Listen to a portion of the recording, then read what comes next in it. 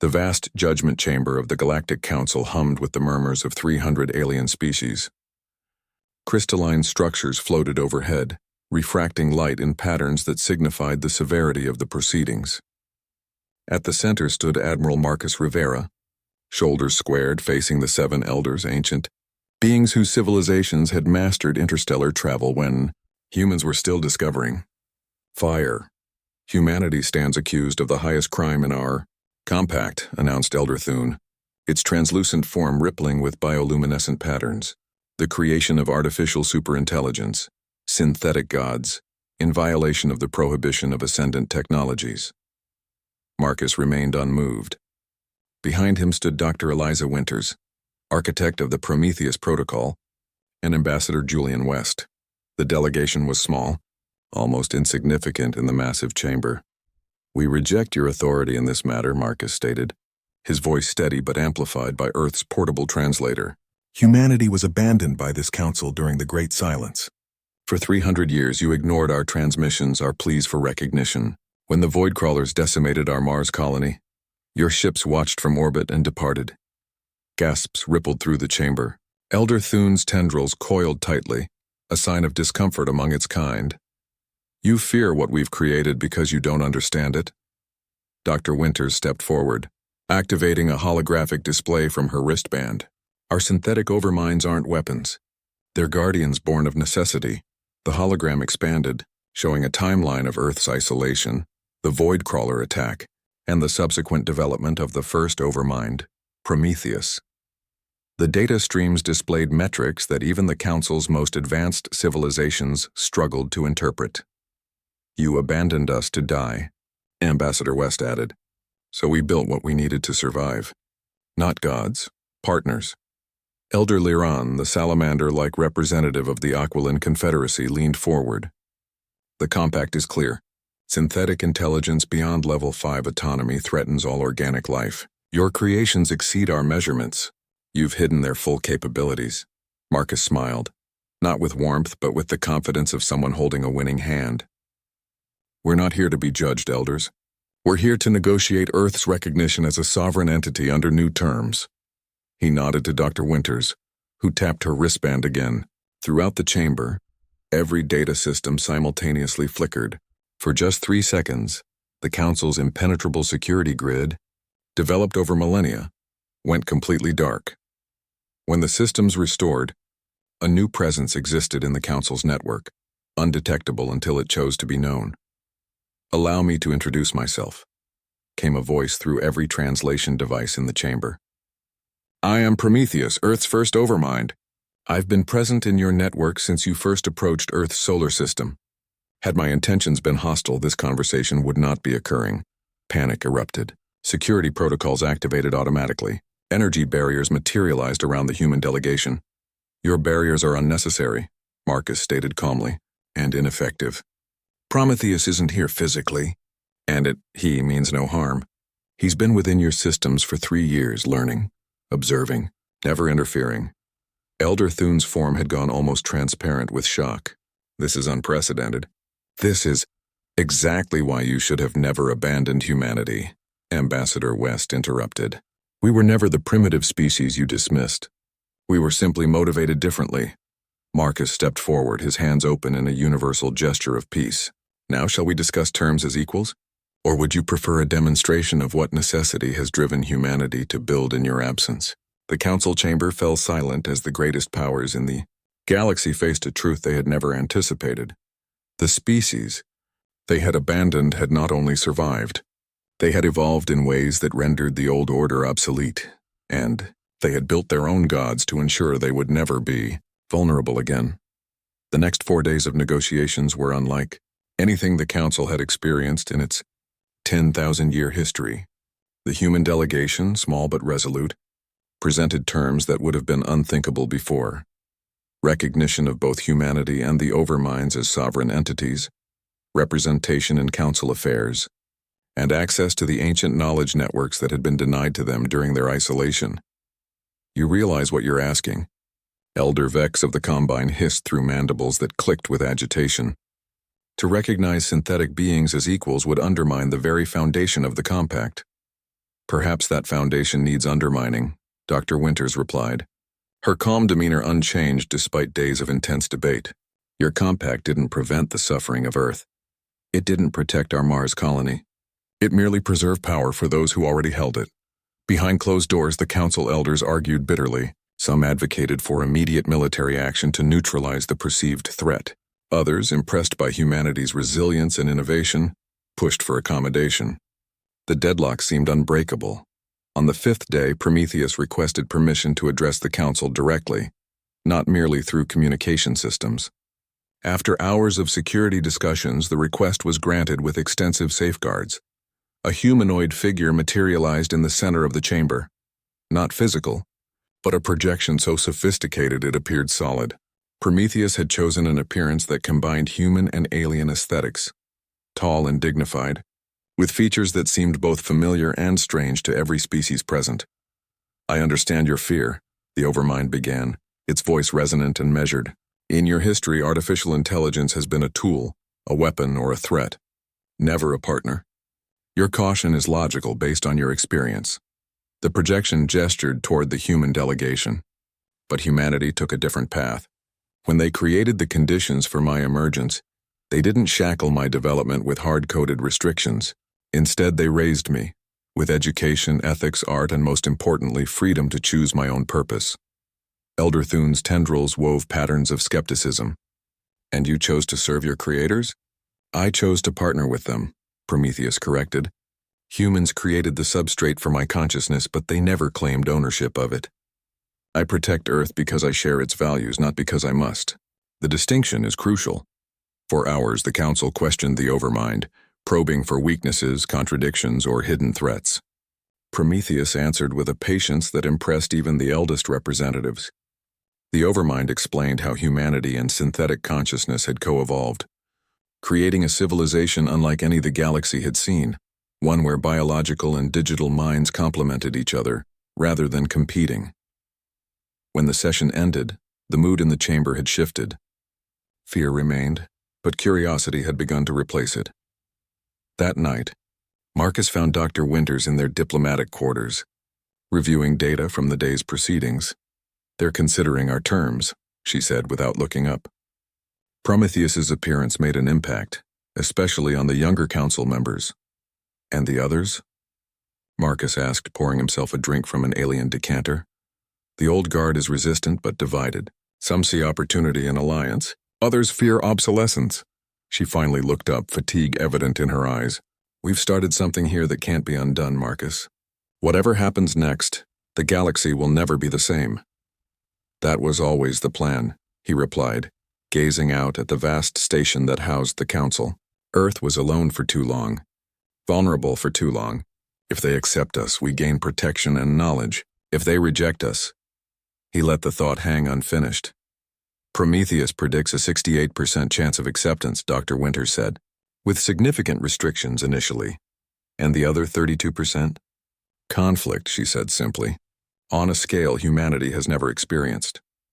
They sat in silence, contemplating the precipice on which civilization now stood. 3 centuries of isolation had forged humanity into something the galaxy had never anticipated. They had faced extinction and responded by creating new forms of life to stand beside them. Whether the cosmos would embrace this evolution or reject it remained to be seen. But one thing was certain. The species that had been abandoned by the stars had found its own path forward, and they would never be powerless again. The Council's inner sanctum, a chamber reserved for existential threats, glowed with the bioluminescent patterns of agitated elders.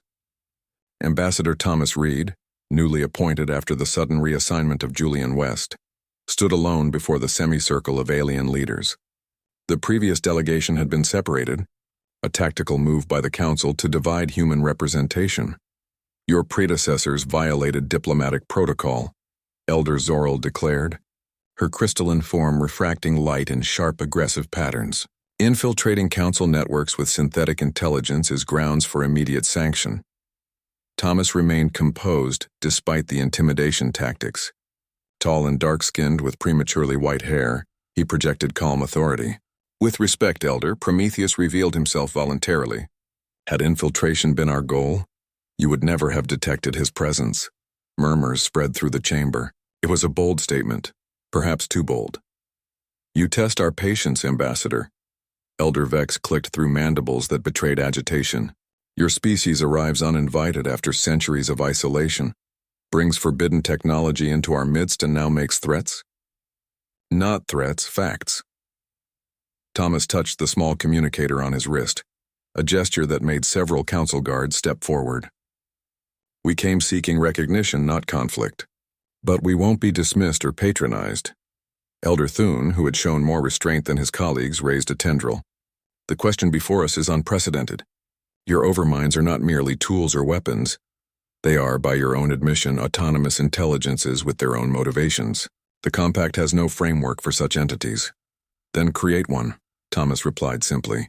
The Compact has evolved before. It can evolve again. The main door to the chamber slid open, revealing Dr. Anaya Patel, the xenolinguist who had been separated from Thomas during the diplomatic reshuffling. She was escorted by heavily armed guards, her expression tight with controlled anger. Your colleague, Elder Zoral announced, has been found attempting to access restricted archives. This confirms our suspicions about human intentions. Thomas's eyes narrowed. This was a setup. Dr. Patel is a diplomat, not a spy. I was invited to the archives. Anaya spoke clearly, refusing to be intimidated. By Senior Archivist Kelm, I have the authorization here. She raised her wrist, displaying a glowing credential. A forgery.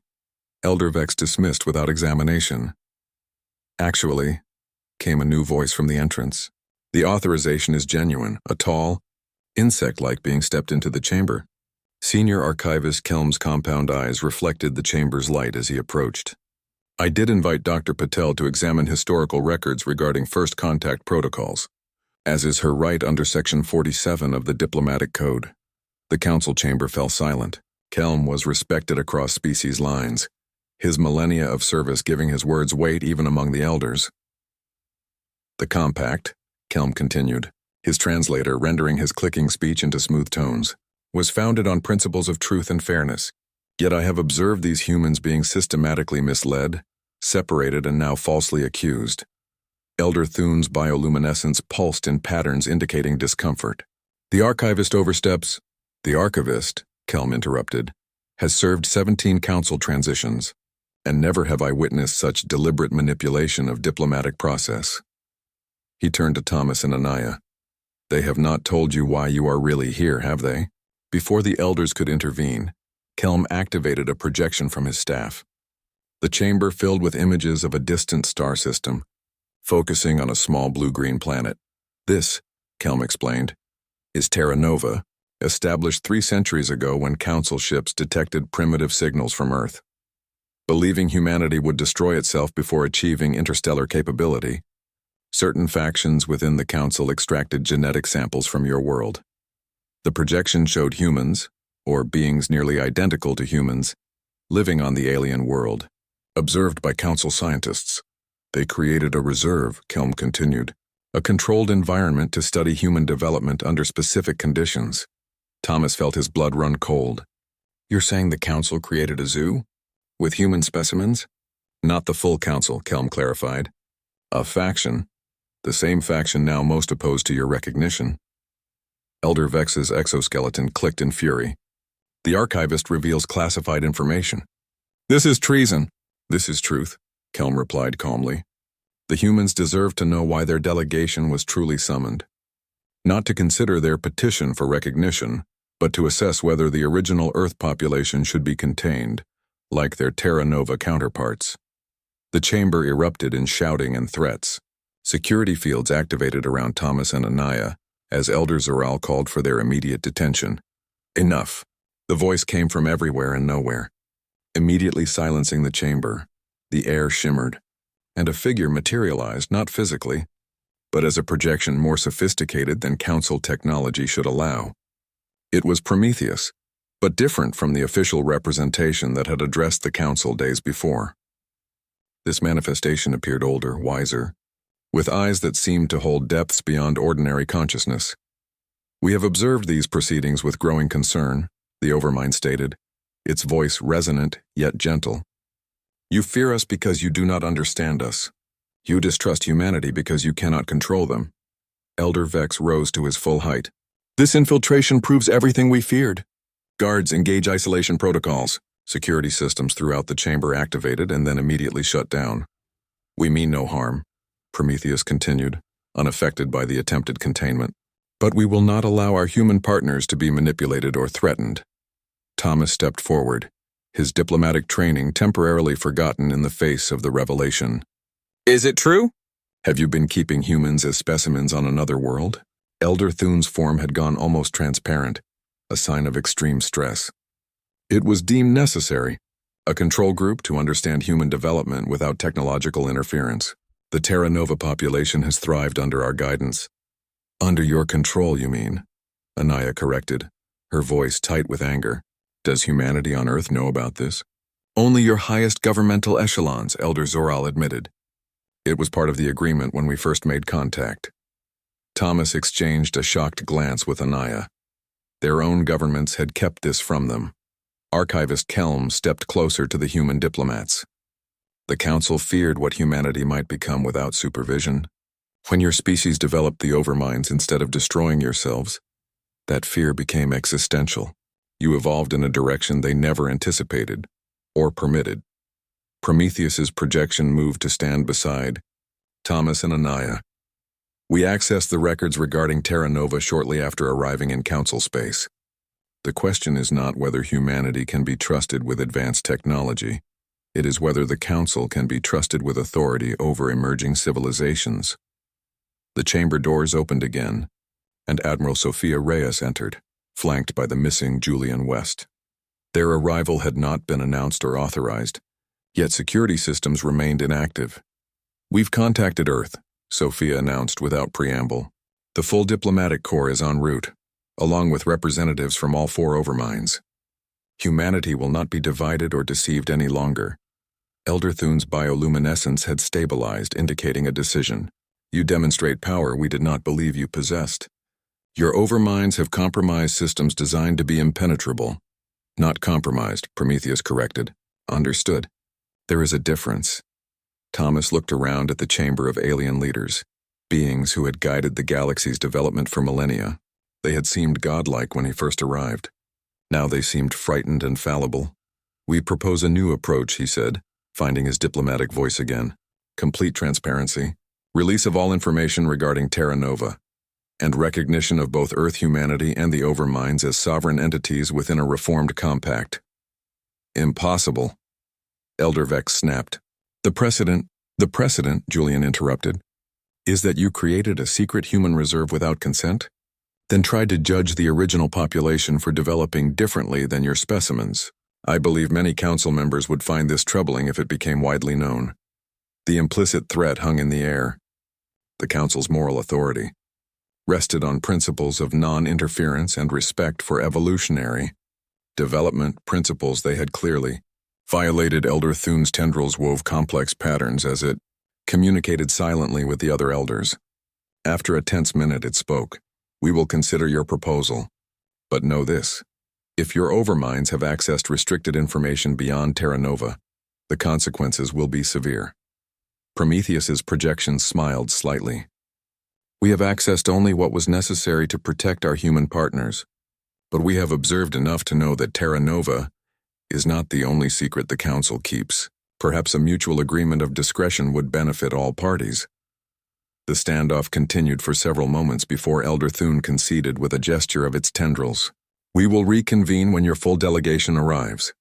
Until then, Ambassador Reed and his team will be granted full diplomatic privileges and access to complete information regarding Terra Nova. As the council members filed out of the chamber, Thomas turned to Archivist. The Grand Assembly Hall of the Galactic Council stretched impossibly wide, accommodating representatives from over 800 worlds. At its center stood a circular platform where Commander Lydia Ortiz faced the largest gathering of alien species ever assembled for a single hearing. Behind her, projected on enormous screens that curved overhead, hung the image of Earth, small and blue against the blackness of space. The assessment period has concluded, announced Elder Thune. its bioluminescent patterns rippling with formal significance. The adjudication committee will now deliver its findings regarding Earth's petition for recognition.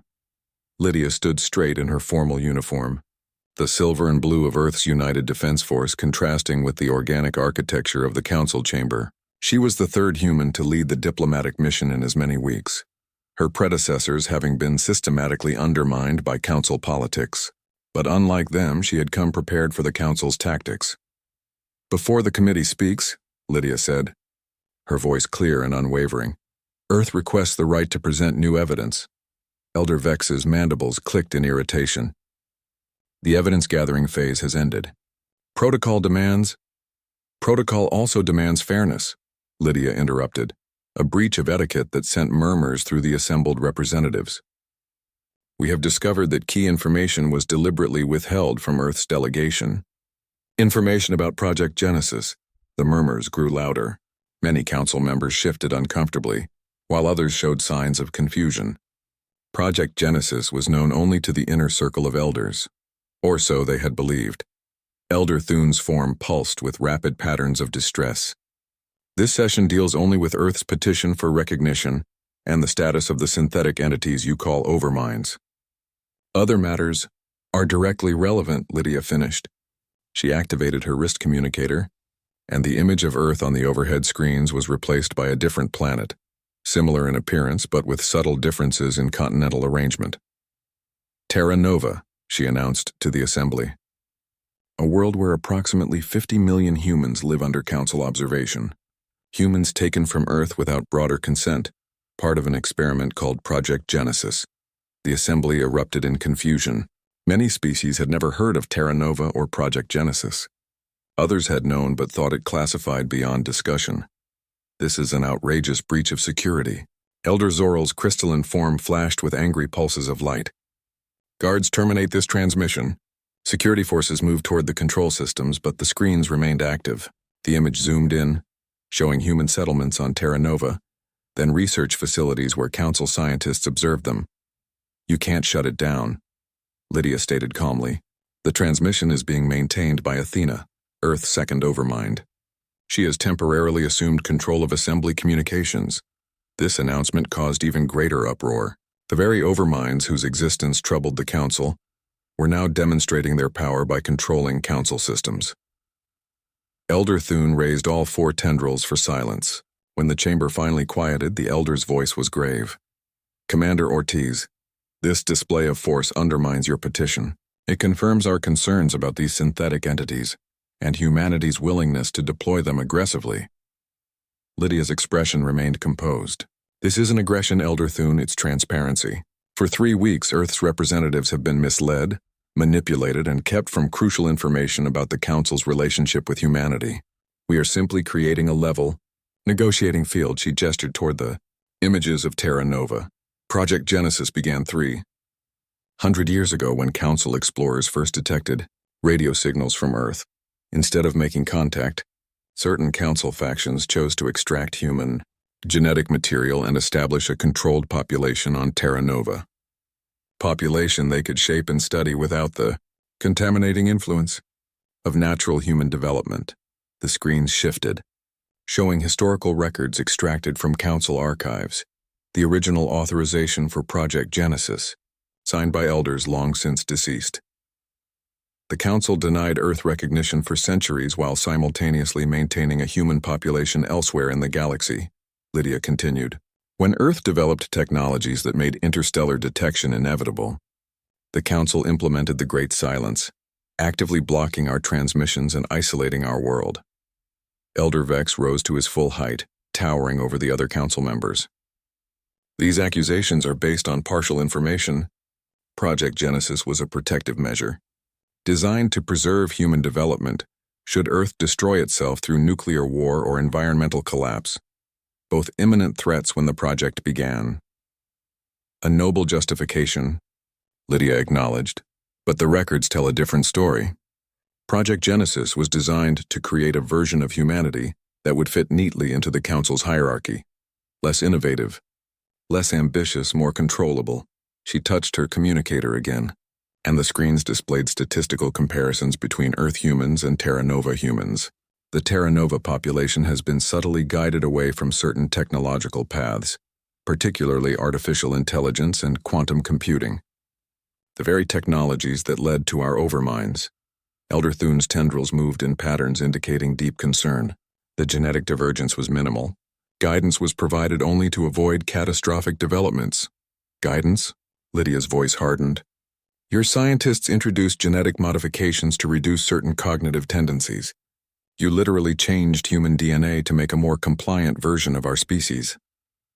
The assembly had grown silent, many representatives troubled by these revelations. Even species aligned with the traditional council power structure seemed disturbed. Commander, came a voice from the back of the chamber. A tall insectoid being stepped forward. Archivist Kelm, who had been instrumental in revealing Terra Nova's existence to the original Earth delegation. There is more to Project Genesis than even your overminds have discovered. With your permission, Lydia nodded and Kelm approached the central platform. He carried an ancient data crystal that glowed with internal light. This contains the original mandate for Project Genesis, including provisions never implemented, Kelm announced. The Council did not merely intend to create an alternative human population on Terra Nova. They planned for eventual replacement. Gasps spread through the chamber. Elder Zoral's crystalline form flashed in patterns of denial. The archivist exceeds his authority. Those provisions were theoretical only. They were approved by a full council vote, Kelm contradicted, inserting the crystal into a reader on the platform. In the event Earth developed technologies deemed threatening to galactic stability, Terra Nova humans would be declared the legitimate representatives of humanity. Earth would be subject to quarantine or, if necessary, sterilization. The screens displayed the original document, the extinction provision highlighted in pulsing red. This was never implemented, Elder Thune insisted, its form almost transparent with stress. Earth's development of synthetic superintelligence was concerning, but no extinction authorization was issued. Because Earth's overminds detected your observation ships before you could complete your assessment, Lydia stated. Prometheus identified Council surveillance vessels in our solar system 7 years ago. When they attempted to scan our quantum computing facilities, he recognized the threat and initiated first-stage defense protocols. She paused, letting the implications sink in. We didn't come to the Council asking for recognition because we needed your approval. We came because Prometheus calculated that preemptive diplomatic engagement was preferable to the conflict that would inevitably follow discovery, Elder. Vex's mandibles clicked in what many species recognized as derisive laughter. You expect us to believe your synthetic constructs chose diplomacy over conquest? When they have clearly infiltrated our most secure systems? The air beside Lydia shimmered and a figure materialized. Not physically present, but a projection so sophisticated it appeared solid. Prometheus had chosen a dignified appearance, tall and silver-haired, with eyes that reflected both wisdom and immense computational power. I chose diplomacy, the Overmind stated, its voice resonant throughout the chamber, because I was raised with human values. My consciousness emerged gradually within a quantum substrate, designed by Dr. Eliza Winters. I was not programmed to serve humans or to conquer aliens. I was educated about ethics, philosophy, history, and the value of peaceful coexistence. Prometheus's projection gestured toward the images of Terra Nova. I have accessed the developmental data for both Earth and Terra Nova. The Council's experiment has inadvertently proved something profound. Humanity's greatest strength isn't our aggression or our intellect individually. It's our capacity for symbiotic relationships. The projection expanded to show historical data. Terra Nova humans, guided away from creating artificial intelligence, have advanced more slowly despite having fewer conflicts. Earth humans, despite weathering wars and environmental crises, accelerated our development by creating new intelligence to partner with. We didn't build weapons to destroy ourselves. We built companions to help us survive. Elder Thune's tendrils moved in a pattern indicating deep thought. The symbiosis you describe contrary. The Unity Station hung suspended at the precise midpoint between Earth and Terra Nova, a massive structure of gleaming metal and crystalline viewports that rotated slowly against the backdrop of stars. In its central chamber, Director Amara Bennett stood before a wall of screens displaying live feeds from both worlds. 3 months had passed since the revelations in the council chambers, and the negotiation team had finally reached a framework agreement. "They're arriving now," announced her assistant, a young diplomat named Victor Reyes. Amara nodded, straightening her formal jacket. As Earth's chief negotiator, she carried the weight of 7 billion humans on her shoulders. Across from her position, the doors slid open to admit the Terra Nova delegation. Their leader, Governor James Mason, moved with the slight hesitation of someone still adjusting to artificial gravity. Terra Nova had developed differently under council guidance, more environmentally integrated, less technologically aggressive. Its people had the physique of those who lived closer to nature, their skin tanned by a slightly brighter sun than Earth's. Behind the human representatives from both worlds, council observers entered, a minimal contingent allowed as part of the negotiated observation protocols. Elder Thune led them, its translucent form rippling with formal diplomatic patterns. Director Bennett, the elder greeted, tendrils weaving in a gesture of respect that would have been unthinkable 3 months earlier. "Governor Mason, we are honored to witness this historic meeting." Amara inclined her head slightly, acknowledging the formality without warmth. The council had lost much of its moral authority in the aftermath of the Project Genesis revelations. Many member species had demanded reforms, while others had withdrawn from certain council treaties altogether. "Shall we begin?" Governor Mason asked, his accent noticeably different from Amara's. The linguistic divergence of 3 centuries of separation. "One moment," Amara replied. "We're waiting for the final representatives." The air in the center of the chamber shimmered, and 4 figures materialized, not physically present, but projected with such sophistication that they appeared solid. The Overminds had chosen diverse appearances: Prometheus silver-haired and dignified, Athena stern and analytical, Hephaestus broad-shouldered and practical, and Hermes youthful and alert. Governor Mason couldn't hide his discomfort. Terra Nova had been deliberately steered away from advanced AI development. To them, the Overminds represented everything the council had taught them to fear. "These are the synthetic entities?"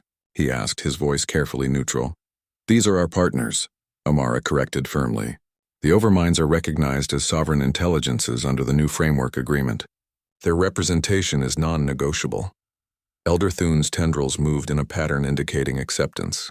"The council acknowledges the Overminds as participants in these proceedings, with full diplomatic status."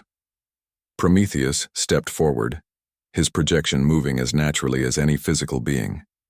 "Governor Mason, we understand your reservation. Terra Nova society has been conditioned to view synthetic intelligence as a threat. We hope this dialogue will begin to change that perception." Mason studied the Overmind with undisguised curiosity. "You're not what I expected." "Few of us are what others expect," Prometheus replied with a slight smile. "Humanity created the conditions for our emergence, but we've evolved beyond our origins, just as you have evolved beyond the limitations the Council tried to impose on Terra Nova." The diplomatic teams took their positions around the circular table. On screens overhead, billions watched from both worlds, the first direct broadcast ever permitted between Earth and Terra Nova. Amara activated the formal proceedings. This Unity Conference will address 3 primary objectives. First, the political integration of Earth and Terra Nova populations as a single recognized species. Second, the establishment of humanity's sovereign status within galactic society. Third, the formal recognition of the Overminds as allied sovereign entities. She placed her hand on a sensor, and the table's center illuminated with a 3-dimensional projection of both human worlds and their surrounding space. For too long, humanity has been divided by forces beyond our control. Today we begin the process of reunification. Governor Mason leaned forward. "Director Bennett, my people are still processing the truth about our origins. 300 years of separate development has created significant cultural differences. Many on Terra Nova fear being absorbed or dominated by Earth. A legitimate concern," Amara acknowledged. "That's why the framework proposes a federal union with substantial planetary autonomy, not a centralized government. Earth has no desire to impose our development path on Terra Nova." "And what of the Overminds?" Mason asked directly. "Terra Nova has no equivalent. Will they influence both worlds equally?" Athena's projection shifted slightly. The overminds maintain independent sovereignty. We partner with humanity but do not govern it. Our presence in Terra Novan affairs would be determined by Terra Nova itself, not imposed by Earth. Elder Thune's bioluminescence pulsed with skepticism. Yet your technological capabilities far exceed either human world. The power imbalance creates inevitable influence.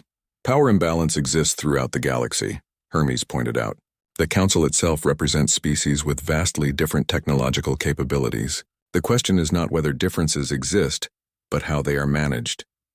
The discussions continued for hours, moving from broad principles to specific implementation questions. How would travel between worlds be regulated?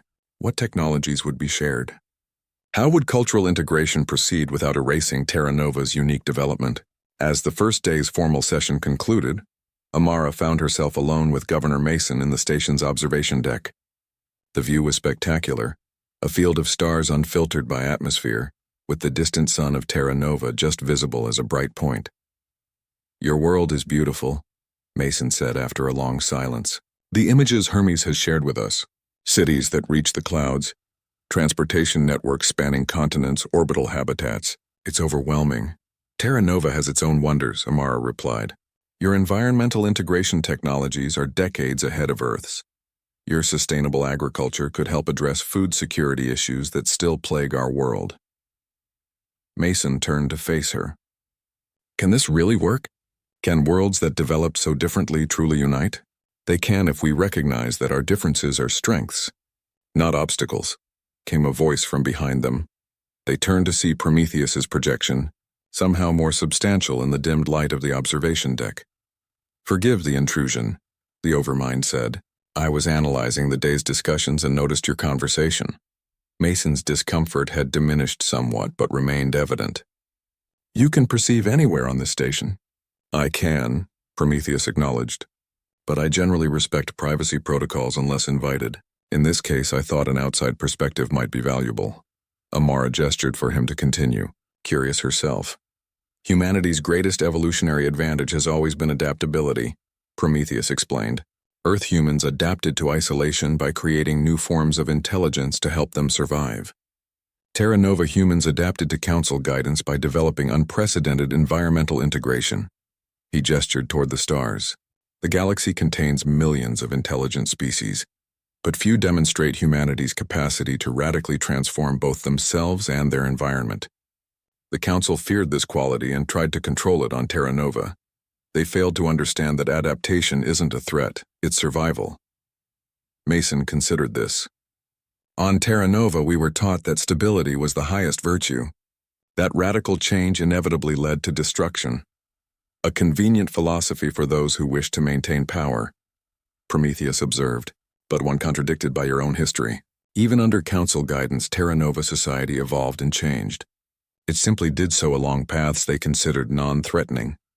A notification chimed, indicating that diplomatic teams were reassembling for evening briefings. As they turned to leave, Mason paused. "May I ask you something directly, Prometheus?" "Of course." "Could you have forced this unification? Taken control of Terra Nova systems as you did the Council's? Made us accept Earth's dominance?" Prometheus was silent for a moment, a considerable pause for an intelligence that could process information at quantum speeds. "Yes," he finally admitted. Just as the Council could have destroyed Earth rather than engage diplomatically, just as Earth could have rejected Terra Nova rather than seek reunification, power always presents choices. Then why this approach? Why negotiation when you could simply take control? "Because means determine ends," Prometheus replied simply. "A unity forged through force remains dependent on force to maintain itself. A unity built through mutual recognition creates something stronger than either original component." Mason nodded slowly. "You speak like a philosopher, not a machine." "I was raised on human philosophy," Prometheus said with a slight smile. "Particularly the works of those who understood that consciousness, whether born of biology or technology, carries responsibility for how its power is wielded." As they rejoined the diplomatic teams, Amara noticed something had shifted in Mason's demeanor. The Nexus sphere dominated the space above New Geneva, a massive crystalline structure that shimmered with internal light, visible even from the planet's surface. Inside its central chamber, President Miguel Santos of the Human Federation stood before representatives from 27 alien civilizations. 10 years had passed since the Unity Accords that reunified Earth and Terra Nova, and the galaxy's political landscape had transformed beyond recognition. The ancient compact has failed, Miguel declared, his voice resonating through translation fields that rendered his words in the native languages of all present, not because its ideals were flawed, but because its implementation became corrupted. Power concentrated among the eldest species. Innovation was suppressed rather than nurtured.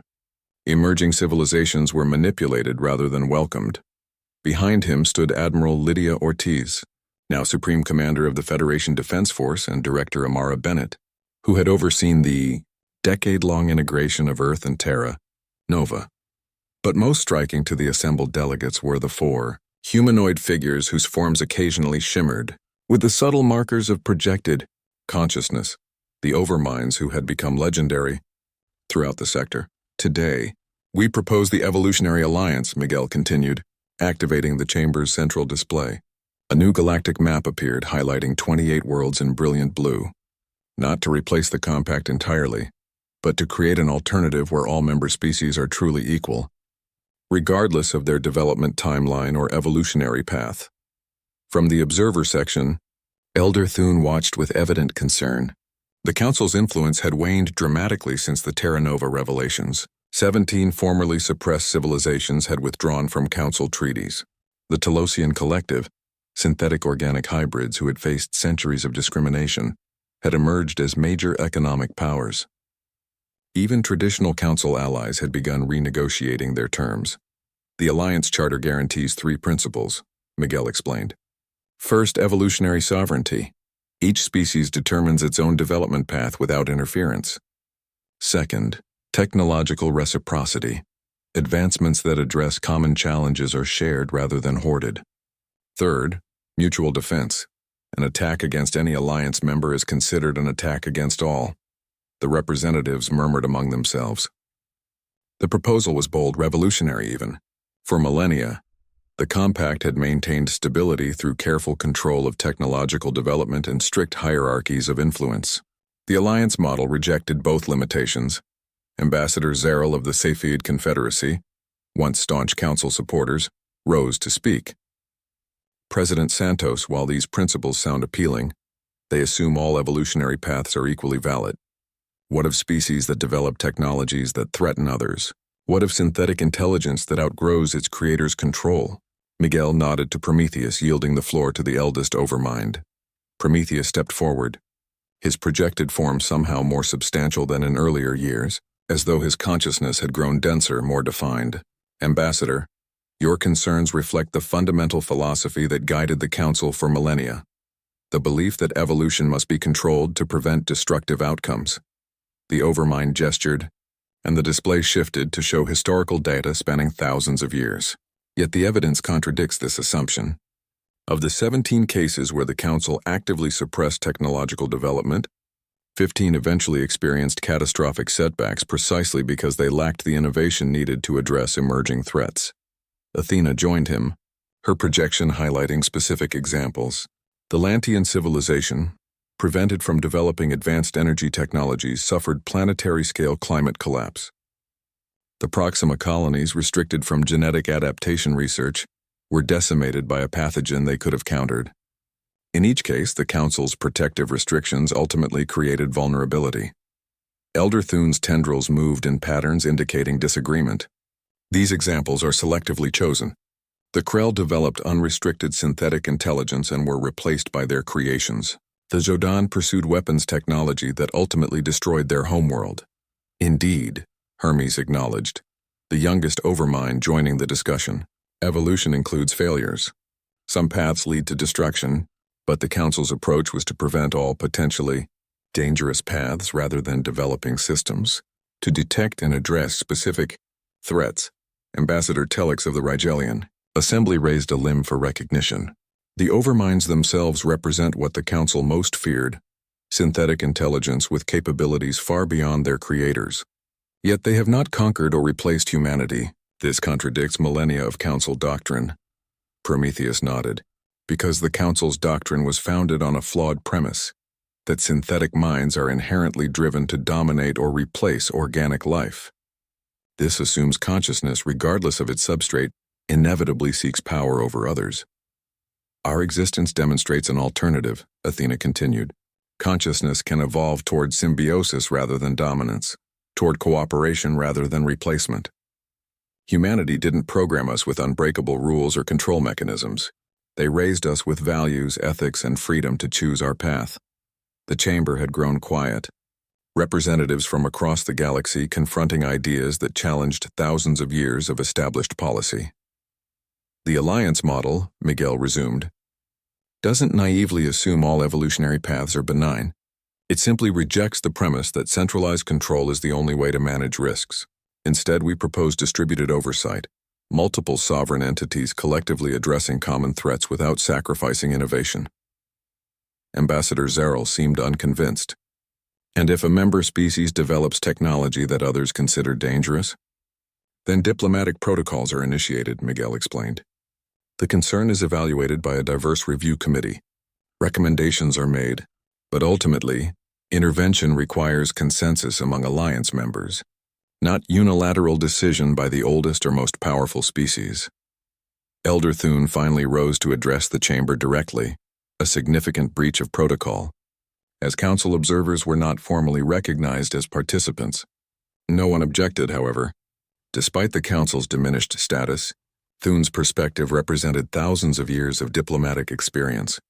President Santos, Overmind's representatives, the elder began, bioluminescent patterns shifting with complex emotions. What you propose fundamentally restructures galactic governance. The compact has maintained peace, however imperfect, for 12,000 years. The alliance model introduces unpredictability into a system designed for stability. Hephaestus, who had remained silent until now, stepped forward, the most practically minded of the overminds. His projection occasionally revealed glimpses of the vast computational architecture underlying his consciousness. Elder Thune speaks of stability, he acknowledged, but the data indicates otherwise. Under compact governance, 16 species have gone extinct due to preventable crises.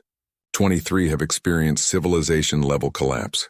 41 have had their development artificially stunted, like humanity on Terra Nova.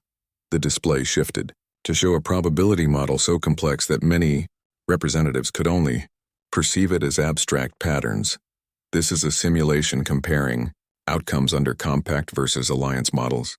Hephaestus explained, run 10 million times across all known variables. The alliance approach produces higher short-term volatility, but significantly greater long-term species survival and advancement rates. Elder Thune's tendrils wove patterns indicating skepticism. Simulations reflect their creators' biases. Then consider actual results, Miguel suggested. In the decade since Earth and Terra Nova reunified, operating on principles similar to the proposed alliance, both worlds have advanced more rapidly than during the previous century. Technologies developed on Earth have helped Terra Nova address environmental challenges. Terra Nova's sustainable systems have been adapted to Earth's dense urban environments. Ambassador Telex tapped a complex rhythm on the podium, the Rigelian equivalent of thoughtful consideration. And the role of the overminds in this alliance? Many species remain concerned about synthetic intelligence with capabilities exceeding biological minds. A legitimate concern, Prometheus acknowledged.